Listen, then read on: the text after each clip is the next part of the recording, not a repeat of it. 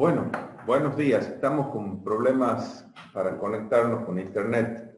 Entonces, así que no se preocupen, no son ustedes, somos nosotros. Estamos sin señal de internet, sin servicio, mejor dicho, de internet por la conexión normal, y ahora están usando un módem.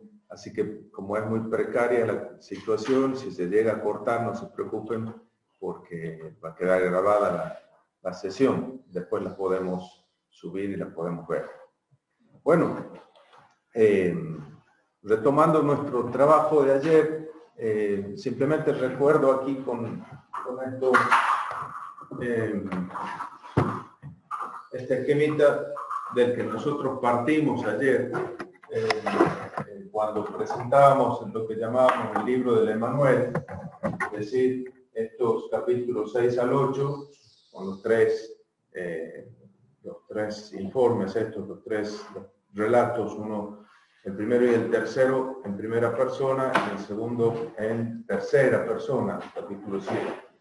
Y simplemente recordaba este esquema para que nosotros hoy pudiésemos ver cómo el libro del Emmanuel aparece como enmarcado en un escrito anterior, ¿no? Entonces tiene como una unidad redaccional y se ve que ha sido como insertado en un texto que tiene continuidad en sí mismo, ¿no? Fíjense cómo los 6 ayes que aparecen allí como expresión de esos, decía el canto de la viña, que había alaridos, había gritos. Bueno, se escuchan esos ayes que se van escuchando, empiezan en el capítulo 5, 8 al 24, pero resulta que hay 6 ayes ahí, hay un séptimo ay en el capítulo 10, versículos 1 al 4, ahí aparece el séptimo ay que completa la serie de 7 ayes, el número 7 como número de totalidad, ¿no? Además, hay un poema que se va repitiendo, como un estribillo, que dice: y con todo esto, la ira del Señor no se ha calmado, la mano de Yahvé sigue extendida. Esa expresión que aparece varias veces allí continúa en el capítulo 7, versículos 7, del capítulo 9, versículos 7 al 20. Incluso hay una expresión que habla de la oscuridad sobre la tierra, que aparece en el capítulo 5, versículo 30, y también aparece en el 8:22. Entonces vemos cómo el libro del Emmanuel aparece como un cuerpo extraño, digamos así, puesto en medio de este texto que aparentemente ya está constituido, ¿no es cierto? Un texto que habla de la situación terrible que reina en Israel y en Judá, ¿no? Es simplemente para destacar desde el punto de vista redaccional cómo está armado el texto, ¿no? Y cómo queda en evidencia que esta sección de los capítulos 6, 1 al 8, 18 por lo menos, aunque ese final es bastante difícil de establecer, pero en principio digamos que el final es ese versículo 18, ¿no? Versículos 16, 17 y 18 cierran el libro del Emmanuel, ¿no?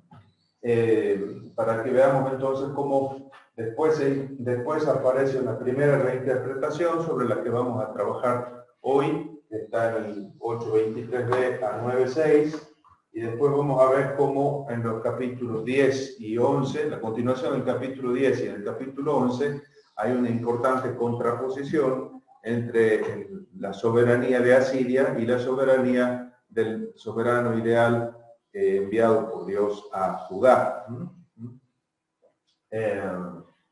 Yo creo que en uno de los textos está puesto este esquema, y si no, está en el librito de Verges. Yo en eso sigo el esquema propuesto por Verges.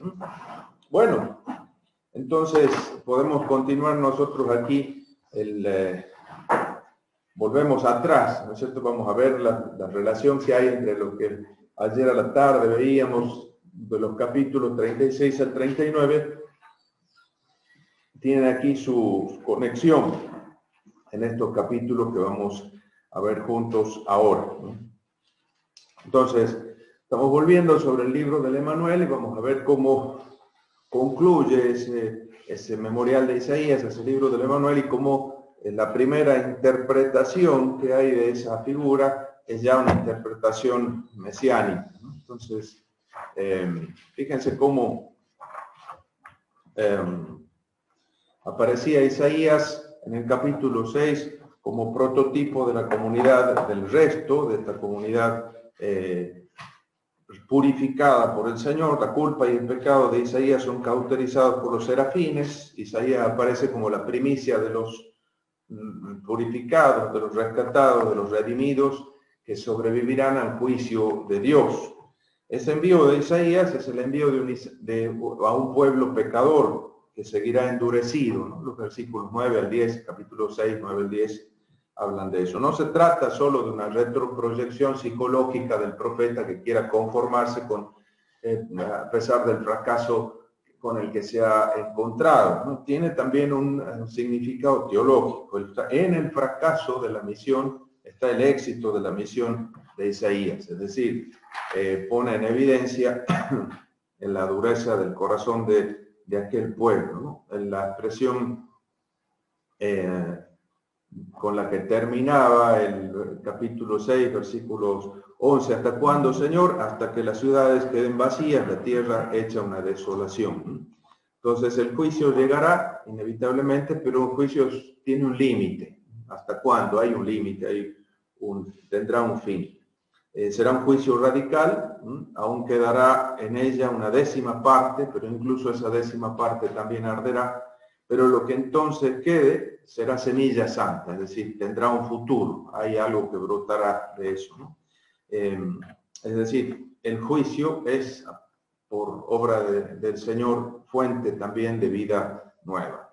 Empieza después del capítulo 6 el relato en tercera persona, del capítulo 7, que tiene como contexto histórico la guerra siro-efraimita. Bueno, en esto, por supuesto, nosotros estamos siguiendo el texto, pero habría que hacer también habría que buscar por lo menos ubicarse en la historia de Israel de esa época, ¿no? En la guerra siro-efraimita, los años 734, 732, es el contexto original al que hace referencia el capítulo 7 que nosotros estamos leyendo, ¿no? Fíjense, siempre, aun cuando nosotros no hagamos un análisis diacrónico del texto en sí mismo, es decir, de las distintas etapas de redacción, pero sí que hay que tener en cuenta a qué se refiere, cuál es el referente histórico de las expresiones que aparecen en el texto, ¿no? Bueno, aquí se habla de Razín, se habla del hijo de Romelías, bueno, se trata de los reyes de Samaria y de Damasco que están intentando involucrar a Judá en la misma coalición anti-asiria, que va a ser la que termine llevándolos a la ruina a esos dos reinos, el reino de Siria y el reino de Israel, ¿no?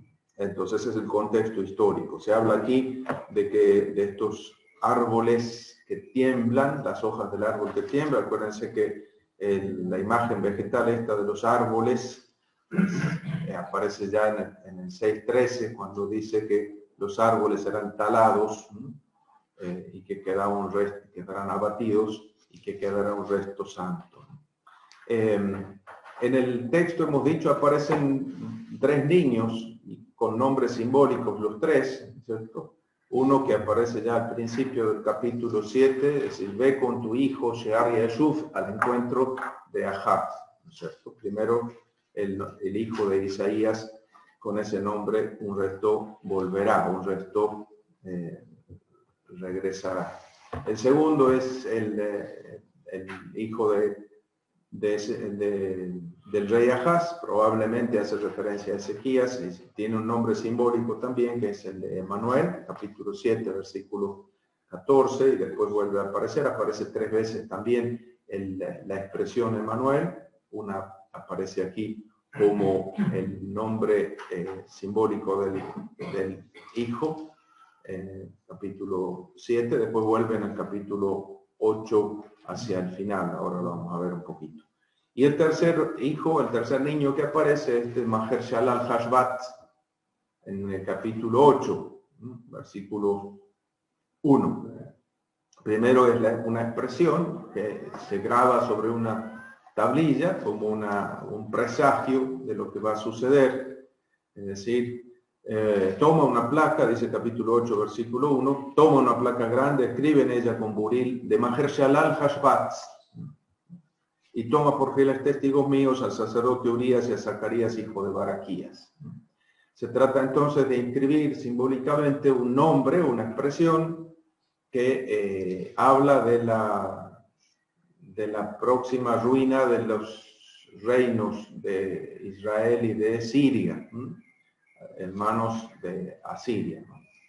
Rápido, pronto al saqueo, rápido al botín, es el significado.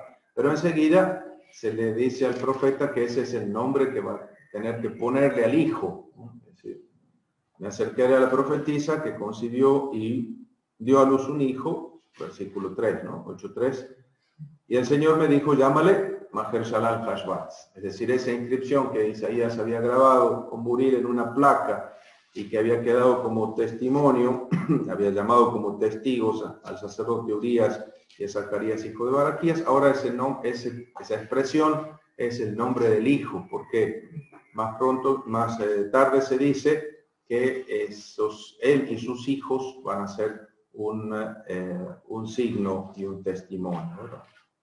Entonces, ese es el capítulo 8, versículo 3. Me acerqué a la profetisa que concibió y dio a luz un hijo. El Señor me dijo, llámale Maher-Shalal Hashbatz, pues antes de que sepa el niño decir papá y mamá, la riqueza de Damasco y el botín de Samaria serán llevados al rey de Asiria. Entonces se presagia así el rápido final y la segura ruina de aquellos dos reinos que estaban amenazando a Judá. Entonces aquí hay una referencia al comienzo del capítulo 7, que hablaba justamente de la necesidad de estar alerta, pero no tener miedo, porque esos dos reinos que tanto miedo le producen al rey y a su pueblo en Judá, no van a tardar en desaparecer. Efectivamente, en el año 721 también cae Samaria, ¿no? Entonces, hay un signo positivo y negativo a la vez, ¿no? Un resto volverá. El resto habla de destrucción, pero habla también de esperanza, de renacimiento, ¿no? Entonces, un juicio y una esperanza cifrados en el nombre simbólico de aquel hijo de Isaías en primer lugar, ¿no? Bueno, después hay un desarrollo ulterior de este signo, que es el final del libro del Emanuel, estos versículos 23 y siguientes. Fíjense cómo termina el texto en el capítulo 8. Nosotros veíamos ya hacia el final estos versículos 16 al 18, 16, 17 y 18, ¿no? El capítulo 8 podemos dividirlo en varias partes. Primero, sobre la base de la expresión de la comunicación de la palabra divina, ¿no? 8.1, Yahvé me dijo. 8.5, volvió a hablarme de nuevo Yahvé. Y 8.11, esto me dijo Yahvé cuando me tomó de la mano, etcétera, etcétera, ¿no? En la primera es esto que acabamos de decir, el orden de escribir este nombre simbólico y después de ponerle al niño, hijo de Isaías, ese nombre simbólico. El segundo, versículo 5, volvió a hablarme el Señor de nuevo, porque ha rehusado el pueblo las aguas de Siloé, entonces le vendrán encima las aguas del Éufrates. Se trata aquí de un texto que tiene el esquema típico de una acusación y de una sentencia, ¿no? Por haber hecho esto, ahí se enuncia como el cargo, la acusación, el delito, versículo 6, y por eso mismo, ahí se anuncia la sentencia, ¿no es cierto?, o el castigo. Por eso mismo el Señor va a hacer que los aneguen las aguas del río Éufrates, es decir, por haber rechazado la oferta de salvación que Él le ofrecía, el castigo que se le promete. Pero en ese mismo fragmento, que va hasta el versículo 10, se repite por 2 veces la expresión Emanuel, ¿no? En segundo momento aparece como una invocación. Anegará a Judá a su paso, versículo 8, hasta llegar al cuello, sus límites se extenderán y abarcarán la anchura de la tierra, oh Emanuel, es decir, que el Señor, que Dios esté con nosotros. Aparece Emanuel ahí la expresión como una invocación de ayuda de Dios, ¿no? Ojalá que Dios nos pille confesados, como decían, ¿no es cierto? Es decir, que Dios esté con nosotros cuando sucedan estas cosas. Y en la tercera aparición de la expresión, reuníos pueblos, temblad de miedo, escuchad confines de la tierra, ceñíos, temblaréis de miedo, ceñíos que temblaréis de miedo, trazad un plan, fracasará, decid una palabra, no se cumplirá. ¿Por qué? Con nosotros está Dios. Ahí vuelve a aparecer la expresión Immanuel, pero aparece como fundamento de una esperanza inquebrantable en la protección de Dios, a pesar de todas las amenazas que puedan aparecer en el horizonte. Es el versículo 10, 8, 10. Fíjense cómo en ese versículo hay ganchos con la profecía del capítulo 7, porque dice, trazado un plan, fracasará, decid una palabra, no se cumplirá, porque con nosotros está Dios. Vuelvan al capítulo 7, se fijan en el versículo 5,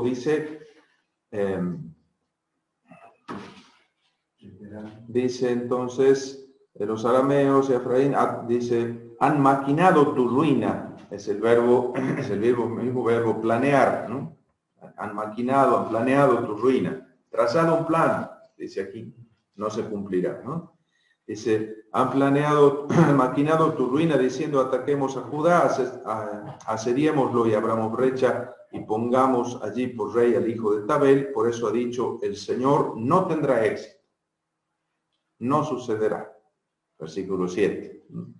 Y en el versículo 14, el nombre del Emanuel. Es decir, que en ese versículo 10 hay 3 expresiones que apuntan al capítulo 7. Entonces son como una reflexión de ese capítulo. En el último tramo de ese texto, versículo 11 al 18, esto me ha dicho el Señor cuando me tomó de la mano y no me permitió seguir el camino de ese pueblo. Fíjense que aquí aparecen contrapuestos. El pueblo o la gente de Judá, la dirigencia de Jerusalén, la dirigencia de Judá, contrapuesta a Isaías y a sus hijos, o a su gente, o a sus discípulos. Esta separación, esta desolidarización que para el profeta va a ser todo un signo, ¿no? Ellos aparte no siguen el camino de esta gente. Por eso versículo 12, no llames conspiración a lo que este pueblo llama conspiración, no temas ni tiembles delante de lo que él teme, lo que el pueblo o la gente teme. Tened por conspirador a Yahvé Tsebaot, sea él vuestro temor, sea él vuestro temblor. Es decir, a quién le tienen que tener miedo, a quién tienen que respetar, es al Señor, ¿no? Se convertirá en conspirador, en piedra de tropiezo, en obstáculo rocoso para ambas casas de Israel, es decir, el norte, el reino del norte y el reino del sur. Es lazo y trampa para los moradores de Jerusalén. Allí tropezarán mucho, caerán y se estrellarán, quedarán atrapados y enlazados. Y el versículo 6 le manda, guarda esta advertencia, pon un sello a esta enseñanza entre mis discípulos. Precisamente porque se constatará la incredulidad, el rechazo y la cerrazón de parte de la dirigencia de Jerusalén y de todo el pueblo. Entonces hay que poner por escrito, hay que dejar constancia, hay que labrar acta, dejar constancia de esto para el futuro, ¿no? Y es la orden entonces que le da al profeta, dice, pon sello a esta enseñanza, guarda esta advertencia entre mis discípulos. Aquí aparece por primera vez esta expresión de los discípulos, limudim, los discípulos, los seguidores de Isaías serán los discípulos, en este caso el mis es del Señor, ¿no? De Adonai. Y la respuesta de Isaías, versículo 17. Yo aguardaré a Yahvé que oculta su rostro de la casa de Jacob. En él esperaré. En él esperaré. Aquí estamos, yo y los hijos que Yahvé me ha dado por señales y pruebas en Israel. Es decir, no solo el escrito, sino que el grupo de Isaías y sus hijos, sus discípulos, serán un signo para Israel, para el resto del pueblo. Bueno, entonces, a esto se le añaden estos versículos 19 y siguientes que enganchan, fíjense la misma expresión que figuraba en el 16, dice, guarda esta advertencia, pon un sello a esta enseñanza. Y aquí se retoman las mismas expresiones. Nada más que en la Biblia de Jerusalén están como trastocados los versículos, si han visto ahí, ¿no es cierto? Los editores transponen los versículos como para interpretarlo, ponen el versículo 20 antes del 19, ¿no? Pero de todas maneras ahí aparecen las expresiones enseñanza y advertencia, ¿no? Son las mismas expresiones puestas en orden inverso. Enseñanza es Torah, Torah, y advertencia es una expresión construida con la raíz ed, ¿no es cierto? Testimonio, advertencia, es decir, ed es el testimonio, ¿no es cierto? Como una cosa que va a significar una advertencia, un signo, una admonición para el futuro.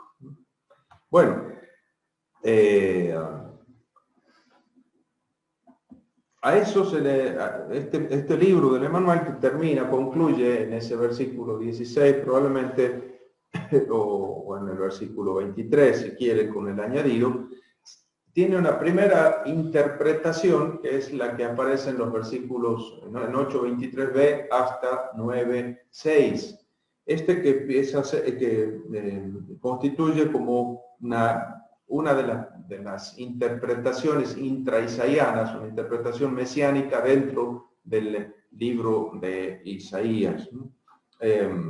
Ya la primera expresión esta de Emanuel, que aparecía en 7:14, Dios con nosotros, aparece aquí reinterpretada. Entonces hay como tres textos, un tríptico mesiánico en Isaías. Uno es 7:10 al 16, el otro es 8:23 al 9:6, y el otro es el capítulo 11, versículos 1 al 16. Esos tres textos forman como un tríptico mesiánico.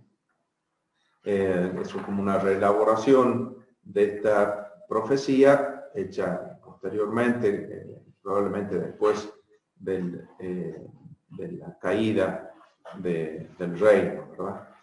Nos detenemos un poco en esos versículos.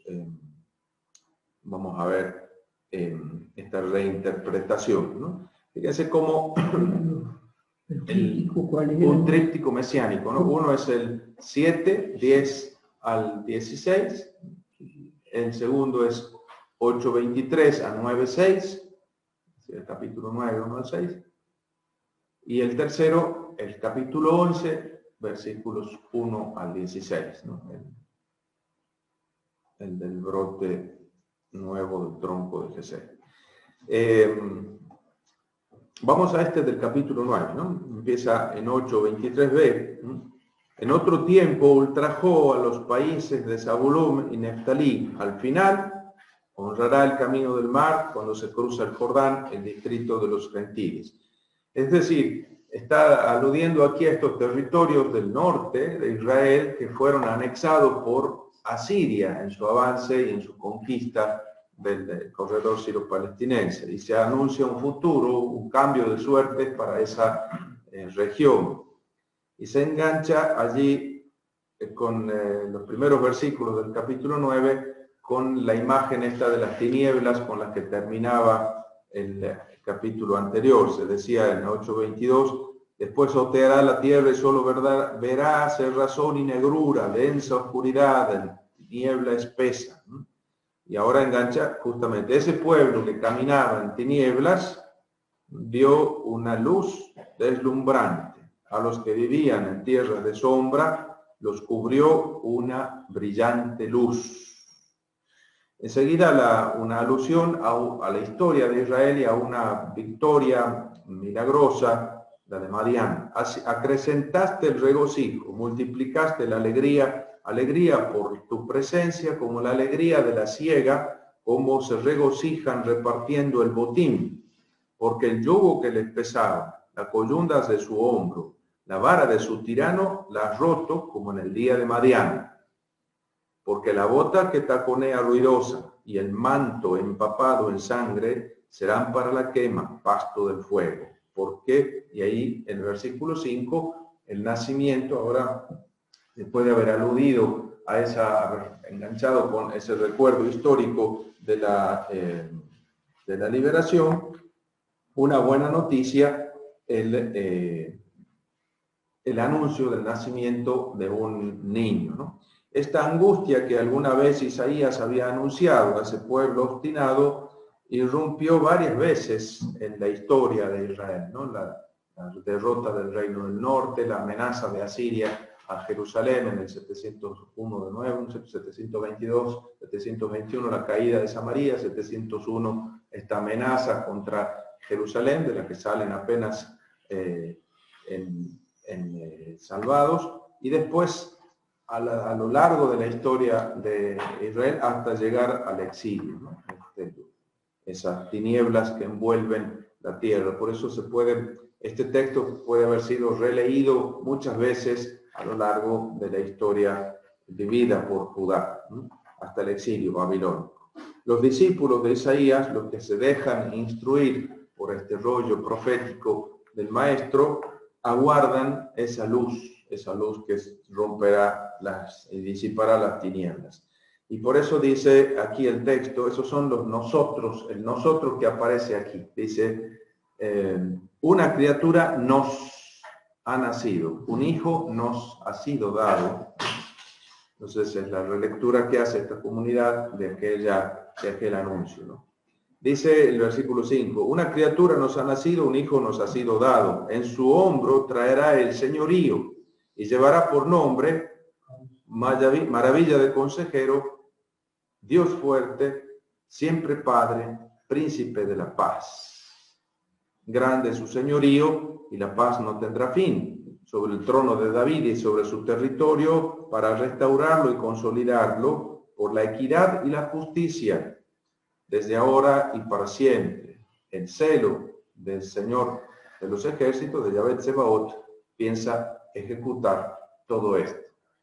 Fíjense cómo se espera este soberano que hará realidad aquella equidad y aquella justicia que la viña no había sabido producir. ¿Se acuerdan que en el capítulo 5 se lamentaba el dueño de la viña o el profeta en nombre de su amigo, que él esperaba Mishpat y Tzedakah, y sin embargo solo había encontrado Mishpach y Tzedakah, es decir, crímenes, derramamiento de sangre y gritos, alaridos de dolor, ¿verdad? Bueno, habrá un tiempo en el que por fin, gracias al reinado de este soberano, efectivamente Israel producirá aquellas justicia y aquel derecho que Dios espera de los suyos, ¿no? Fíjense cómo termina este oráculo en ese versículo 6 al final. El celo del Señor, el celo de Adonai Tsebaot, piensa ejecutar todo esto, que es exactamente como terminaba. Ayer nosotros veíamos el capítulo 37, ¿se acuerdan? 37, 32, si no me equivoco. Sí. Entonces la señal para Ezequías de que esto va a suceder, y saldrá un resto de Jerusalén, superviviente del monte Sión, el celo del Señor de Adonai Tsebaot lo realizará, ¿no? 3 veces aparece esa expresión en la Biblia, una en el libro de los Reyes, hemos visto que es paralelo, otra en estos 2 textos, ¿no? En el 37 y aquí en el 9:6. Bueno, esta esperanza Estamos en. Entonces, encontramos aquí una serie de contactos entre este texto del capítulo 9 con alguna tradición anterior, ¿no es cierto? Esta cuestión del hijo de David, que esto engancha con el oráculo de Natán, ¿no es cierto? Con 2 Samuel 7, es decir, aquella promesa mesiánica, la continuidad perenne de la descendencia de David y la bendición dada por Adonai al hijo de David, que es el que continuará su misión respecto de Israel. Esa aparece aquí releída por la comunidad, que es la autora de esta redacción, de este complemento, de esta relectura del libro de Manuel. Aparece así en este texto que estamos leyendo, ¿no? Aparecen en este texto una serie de nombres que causan también problema a los intérpretes, y son estos nombres de coronación, ¿no? En el capítulo 9, versículo 5, una criatura, un hijo nos ha sido dado, en su hombro llevará el señorío, y llevará por nombre, aquí los nombres de la coronación o de entronización, ¿no? Fíjense que en esto hay, bueno, un antecedente bien cercano, digamos, que es la política y la ideología monárquica de origen egipcio, ¿no? En Egipto el faraón es concebido como hijo de Dios, ¿no? Es la corporización, digamos, la encarnación del Dios. Incluso en las inscripciones jeroglíficas hay como una especie de representación en figuras, casi como las historietas nuestras, que ponen una figurita y después un globito con la expresión que se atribuye a lo que dice cada uno de los personajes, ¿no? Sería interesante verlo. En las paredes de los templos están representadas estas escenas, por ejemplo, en el templo de Karnak, el nacimiento del faraón y cómo el dios le dice al chiquito, ¿no es cierto?, que aparece presentado, le dice: tú eres mi hijo, ¿no? Hoy te doy la vida, ¿no? Le dice casi como lo que nosotros encontramos en los Salmos 2 y 110, ¿verdad? Es decir, esta ideología real, que era la legitimación del poder del faraón, es un poco la inspiración de muchos de los reinos o de la ideología real que sustentan y alimentan muchos de los reinos que estuvieron mucho tiempo, muchos siglos bajo el dominio de Egipto. Esas pequeñas ciudades-estados que hay en el corredor silo-palestinense, todas tenían la misma veleidad de sustentar la misma ideología real de Egipto, aun cuando eran reinos minúsculos, no tenían nada que ver con el poderío de un imperio como el de Egipto. Bueno, esa ideología está detrás y esa es la inspiración. Ahora, eso causa problemas en la interpretación de estos términos, ¿no? También el faraón, el día de su entronización era el día de su nacimiento, digamos, ¿no? Es el día en que era engendrado por el Dios, ¿no? Y ese día se le ponían los nombres de coronación, un montón de nombres. Aquí también a este soberano esperado se le dan 4 nombres de coronación o de entronización, ¿no? Son difíciles de entender incluso hasta del punto de vista gramatical. Maravilla de consejero, Dios fuerte, príncipe, Padre para siempre, príncipe de la paz.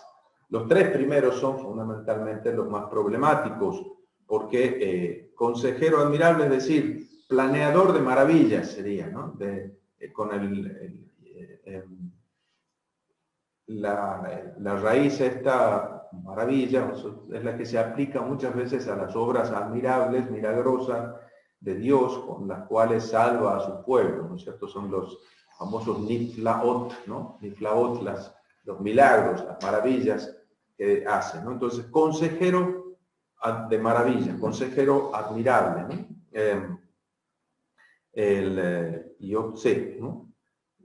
y Peleyotse, es decir, no es un admirable consejero, ¿no? Sino que aquí es el que planea maravillas, el que es capaz de llevar a cabo estas obras maravillosas en la historia.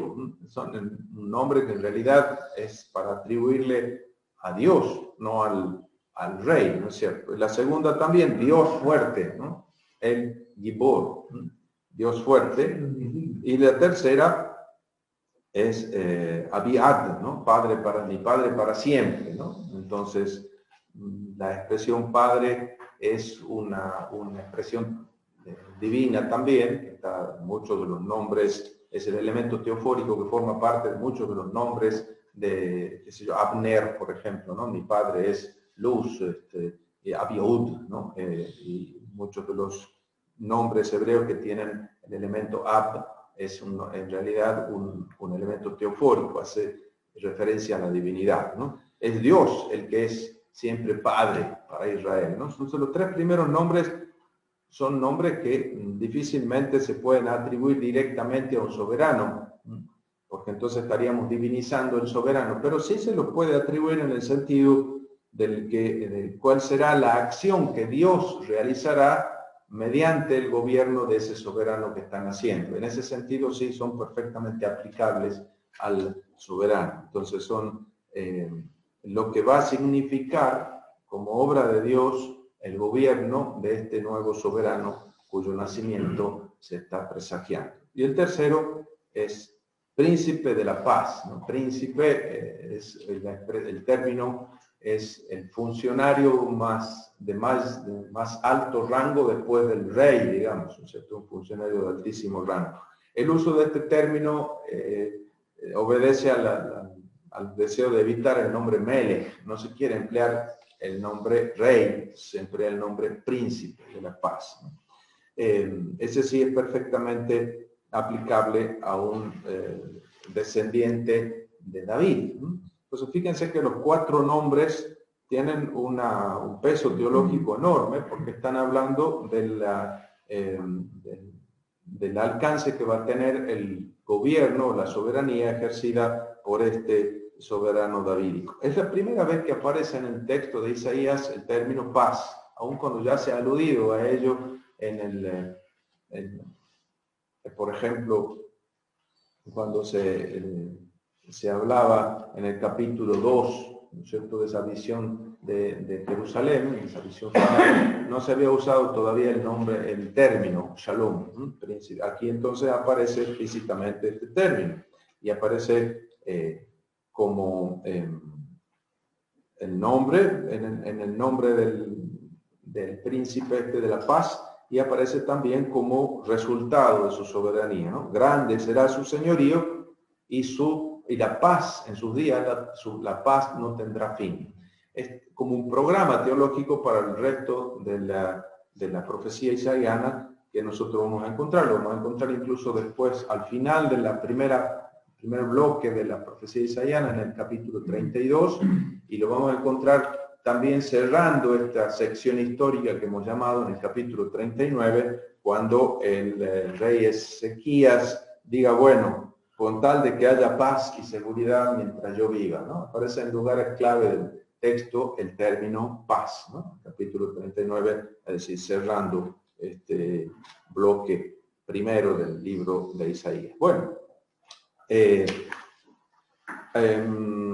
hablando de esto entonces, se cierra así en estos cuatro nombres de coronación que hablan de la máxima cercanía con Dios que ostenta ese soberano, ¿no?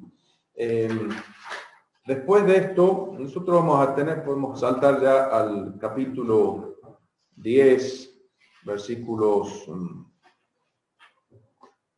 5 y siguientes, ¿no? Porque el versículo 4 terminaba todavía este bloque, ¿no es cierto? Era como el engarce de esta joyita que es el libro del Emanuel, ¿no? Está engarzada en el texto, en el libro, con ese marco. Ahora, a partir del versículo 5 empieza una nueva unidad. Ay de Asiria, Asiria, bastón de mi ira, vara que mi furor maneja, ¿no? Este que fuera el instrumento con el cual Dios ejerció el castigo a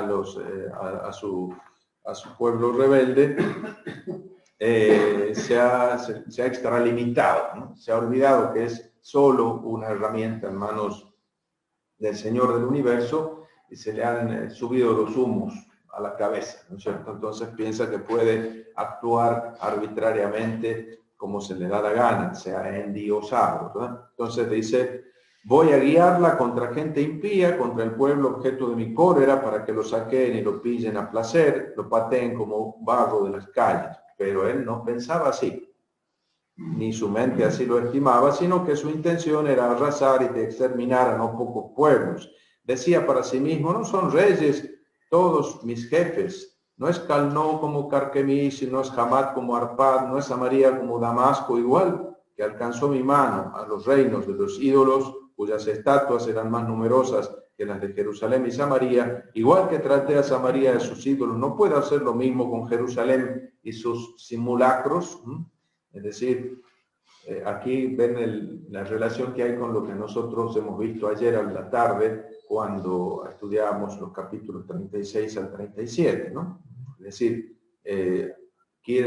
Asiria pretende arrasar a Judá y a Jerusalén lo mismo que arrasó a los demás pueblos sin darse cuenta de que este es el pueblo del Señor del universo. Pues bien, dice el Señor, cuando hubiere dado remate el Señor a todas las empresas en el monte Sión y en Jerusalén, entonces le pedirá cuentas al rey de Asiria del fruto de su engreimiento y castigará su mirada orgullosa y altanera, ¿no? Entonces, el orgullo, la soberbia, la altanería con la que se ha manejado Asiria tendrán un límite, ¿no? Entonces se anuncia aquí el fin del reino de Asiria, ¿no?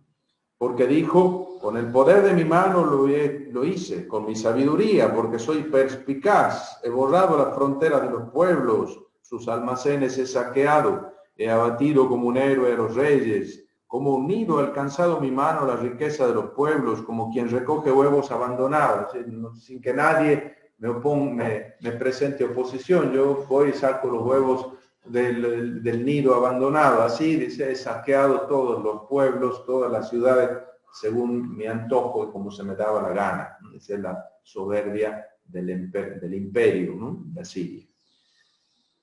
Y entonces, ¿acaso se jacta el hacha frente al que corta con ella? Versículo 15. O la sierra con el que la blande, ¿no? Se tiene por más grande la sierra que el que la blande, como si la vara moviera al que la levanta, como si el bastón alzara a quien no está hecho de leño. ¿Qué te has creído?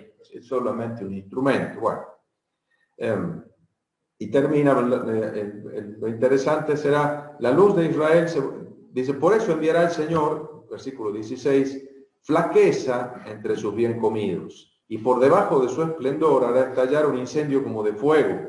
La luz de Israel se volverá fuego, su santo, el santo de Israel, como una llama, arderá y devorará sus cardos, sus zarzas en un solo día. El esplendor de su bosque y su vergel será consumido. Ven, de nuevo aparece la imagen de los árboles y del bosque consumido por el fuego, que es la justicia del Santo de Israel, ¿no? Pues, será, versículo 16, será el languidecer de un enfermo. Tampoco será lo que quede de los árboles de su bosque, que hasta un muchacho los podrá contar. Hasta un muchacho, Nahar, los podrá contar. Un Nahar es un muchacho, un jovencito. Aquel día, versículo 20, el resto de Israel, los liberados de la casa de Jacob, ya no se apoyarán en su agresor, como se apoyarán con firmeza en Yahvé, el Santo de Israel. Aquí hay una alusión a 7:9, ¿no? En quién se apoyan, en quién se afirman, en quién buscan firmeza. Un resto volverá, el resto de Jacob, al Dios guerrero, al El Gibor, que aunque sea tu pueblo Israel numeroso como la arena del mar, solo un resto volverá. De nuevo la expresión Shear y Ashuf. Ven cómo el texto está trabajando con, reinterpretando el mismo texto anterior. Bueno, hasta aquí entonces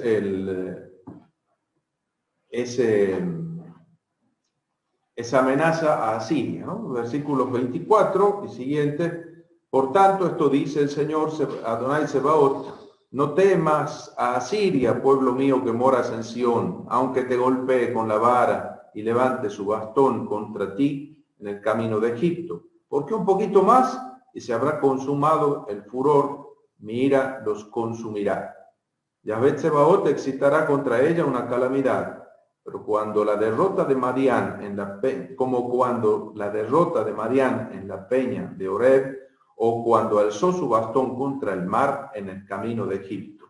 Aquel día retirará la carga que llevas encima del hombro, será arrancado el yugo que soportas sobre tu cerviz, y el yugo será destruido. ¿Ven? Todas las alusiones al capítulo 9, a 8, 23, 9, 6, que es lo que acabamos de leer a Sionista.